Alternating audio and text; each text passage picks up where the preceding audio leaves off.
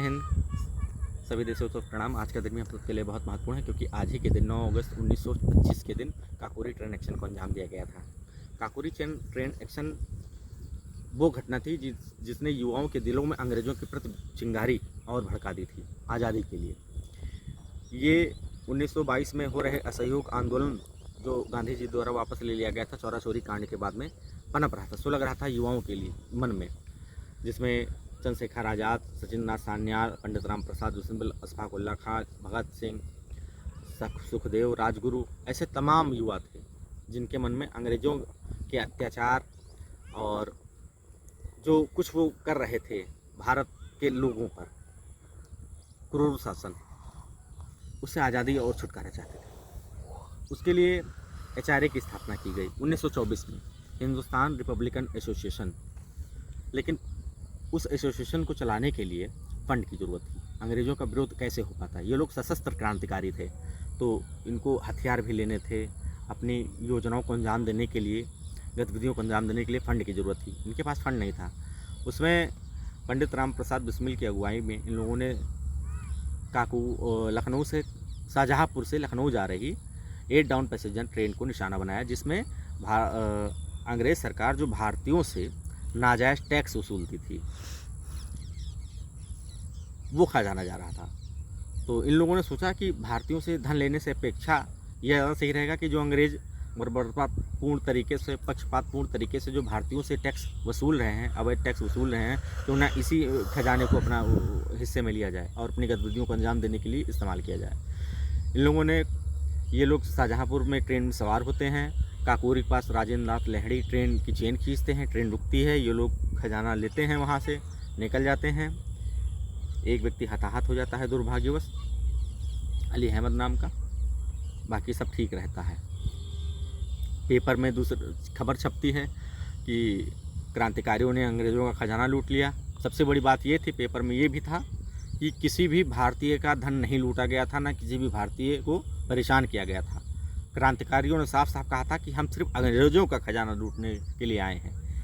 ये बात अंग्रेज़ों के लिए एक खतरे की घंटी थी कि साम्राज्य बहुत ज़्यादा दिनों तक चल नहीं पाएगा। घर का भेदी लंका ढाए पुरानी कहावत है। इसी में से किसी एक की गद्दारी की वजह से सब लोग पकड़े जाते हैं एक एक करके। चंद्रशेखर आज़ाद पकड़ में नहीं आते हैं क्योंकि उन्होंने कहा था हम कभी पकड़े नहीं जाएंगे और ना अंग्रेज़ सरकार कभी पकड़ पाएगी। तो 40 लोग उठाए जाते हैं, जिसमें से 15 लोगों को छोटी मोटी सजाएं होती हैं। उसी में से 4 लोगों को फांसी की सज़ा होती है, जिसमें पंडित राम प्रसाद बिस्मिल, अशफाक उल्ला खां, राजेंद्र नाथ लहड़ी और ठाकुर रोशन सिंह, इन लोगों को फांसी की सज़ा दी जाती है। 19 दिसंबर 1927 को फांसी का दिन तय किया जाता है, लेकिन अंग्रेज़ों को कहीं से खबर लग जाती है कि राजेंद्र नाथ लाहिड़ी को गोंडा जेल से कुछ लोग छुड़ाने वाले हैं, धावा बोलने वाले हैं, जेल पर अटैक करने वाले हैं। तो उनको 2 दिन पहले ही 17 दिसंबर 1927 को ही फांसी दे दी जाती है। बाकी ठाकुर रोशन सिंह को नैनी जेल में, राम प्रसाद बिस्मिल को गोरखपुर जेल में, अशफाक उल्ला खां को फैजाबाद जेल में और राजेंद्र नाथ लहड़ी को गोंडा जेल में ही फांसी दे दी जाती है। इन लोगों का बलिदान व्यर्थ नहीं जाता है।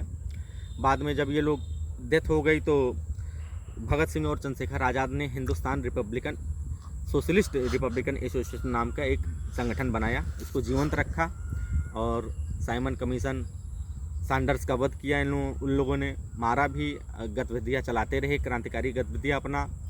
और अल्फ्रेड पार्क में अंग्रेज़ों से मुठभेड़ होती है चंद्रशेखर आज़ाद की, जो इस घटना में शामिल थे, और उसमें 3 अंग्रेज़ों को ये मारते भी हैं, लेकिन आखिरी गोली अपने लिए बचा के रखते हैं और उसी गोली से खुद को शहीद कर लेते हैं।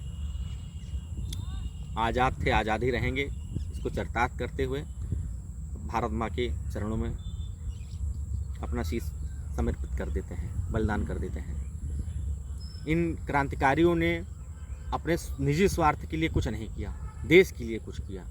इसमें हर जाति हर धर्म के लोग थे। उन्होंने कभी नहीं सोचा कि हम यूपी के हैं, हम MP के हैं, हम मुंबई के हैं, हम हिंदू हैं, हम मुस्लिम हैं, हम कुम्हार हैं, हम चमार हैं, हम कोरी हैं, ये ठाकुर हैं, बाभन हैं, ये कुछ नहीं सोचा इन लोगों ने। ये लोग देश के लिए लड़े भारत के सच्चे सपूतों के रूप में, भारत के रक्षक के रूप में, भारत को आज़ाद कराने के लिए लड़े। तो हम उनके बलिदान से कुछ सीख सकते हैं। हम आज को जन जी कहते हैं, अपने आप को नेक्स्ट जनरेशन का कहते हैं, और हमसे जो वो लगभग 80 साल 70 साल पहले पैदा हुए, उनकी सोच ऐसी थी, तो हम उनको 100 साल पहले जो पैदा हुए उनकी सोच ऐसी थी कि राष्ट्र हित ही उनके लिए सर्वोपरि था, और हम अपने आप को जन जी कहते हैं, हमारी सोच ऐसी है। हम जातियों, धर्मों, मतों, पंथ, संप्रदाय में बटे हुए हैं। जहाँ देश के हित की बात आती है वहाँ भी जो है हम देश से गद्दारी वाली बात करते हैं, ऐसी बात करते हैं जिससे देश की गरिमा को नुकसान पहुँचे, अखंडता को नुकसान पहुँचे, सुरक्षा को नुकसान पहुँचे। तो कम से कम हम इन मतभेदों को भुलाकर कुछ ऐसा करें कि जहाँ राष्ट्र हित की बात आए वहाँ हम सब एक रहें, क्योंकि जब हमारा राष्ट्र सुरक्षित रहेगा तभी हम भी सुरक्षित रहेंगे। इन्हीं शब्दों के साथ जय हिंद, जय भारत।